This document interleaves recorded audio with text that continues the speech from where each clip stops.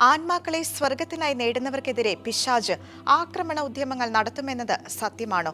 അനേകരെ മാനസാന്തരത്തിലേക്ക് നയിച്ച വിശുദ്ധ ജോൺ മരിയ വിയാനി നരകത്തിന്റെ പേടി സ്വപ്നമായിരുന്നു എന്ന് തെളിയിക്കപ്പെട്ട നിരവധി സംഭവങ്ങൾ രേഖപ്പെടുത്തപ്പെട്ടിട്ടുണ്ട്. ഒരു സംഭവം ഇങ്ങനെയാണ്. അദ്ദേഹത്തിന്റെ സഹോദരി ഇടവക പള്ളിയോട് ചേർന്നുള്ള വീട്ടിൽ രാത്രി ചെലവഴിച്ചപ്പോൾ ചുവരിലും മേശയിലും തട്ടുന്നതായുള്ള വിചിത്രമായ ശബ്ദം കേട്ടുണർന്ന് ഭയന്ന് സഹോദരനായ വിശുദ്ധ വിയാനിയുടെ അടുത്തേക്ക് പോയി. രാത്രി വൈകിയും കുമ്പസാരിപ്പിക്കുകയായിരുന്ന അദ്ദേഹം ഇപ്രകാരം വിശദീകരിച്ചു: "ഓ എന്റെ കുഞ്ഞെ, നീ ഭയപ്പെടേണ്ടതില്ലായിരുന്നു. അത് പിശാചാണ്. അവന് നിന്നെ ഉപദ്രവിക്കാൻ കഴിയില്ല. എന്നെ സംബന്ധിച്ചിടത്തോളം അവൻ എന്നെ പല വിധത്തിൽ പീഡിപ്പിക്കുന്നു. ചിലപ്പോൾ അവൻ എന്റെ കാലിൽ പിടിച്ച് മുറിയിൽ വലിച്ചിഴയ്ക്കുന്നു.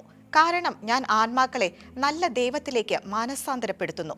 മറ്റൊരു സന്ദർഭത്തിൽ തന്റെ കിടപ്പുമുറിക്ക് തീ പിടിച്ചതായി പറഞ്ഞറിഞ്ഞപ്പോൾ വിശുദ്ധ വിയാനി തന്റെ ഇടവക പള്ളിയിൽ കുമ്പസാരിപ്പിച്ചുകൊണ്ടിരിക്കുകയായിരുന്നു.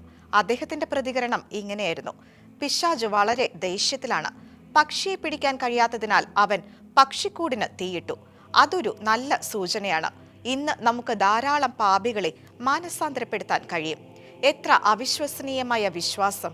ആത്മാക്കൾക്ക് വേണ്ടിയുള്ള വിശുദ്ധ വിയാനിയുടെ ദാഹവും കർത്തൃ ശുശ്രൂഷയിലുള്ള തീക്ഷ്ണതയും നമുക്ക് മാതൃകയാകട്ടെ.